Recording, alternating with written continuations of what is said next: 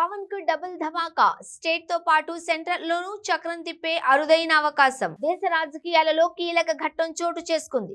మోదీ తన మిత్రపక్ష పార్టీల సపోర్ట్ తో హ్యాట్రిక్ ప్రధానమంత్రిగా ప్రమాణ స్వీకారం చేశారు.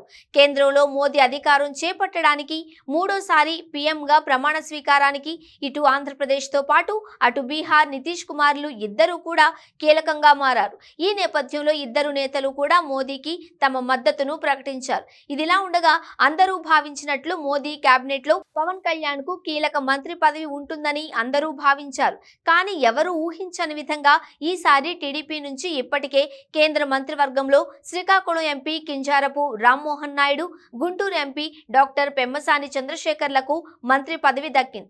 AP BJP MP Bhupathi Raju Srinivasa వర్మకు కూడా మోదీ మంత్రివర్గంలో చోటు లభించింది. ఆయన నరసాపురం నుంచి ఎంపీగా గెలిచారు. తెలంగాణ నుంచి కిషన్ రెడ్డి, బండి సంజయ్లు కూడా కేంద్ర మంత్రులయ్యారు. అయితే మోదీ కేబినెట్ లో పవన్ కళ్యాణ్ కు ఎలాంటి మంత్రి పదవి ఇవ్వకపోవడం పట్ల ఆయన అభిమానులు, జన సైనికులు ఒకంత నొచ్చుకున్నట్లు తెలుస్తోంది. కానీ మోదీ ఇప్పటికే జనసేనానికి కేంద్ర మంత్రివర్గంలో ఆఫర్ ఇస్తే ఆయన 6 నెలల తరువాత చేరుతానని చెప్పారంట.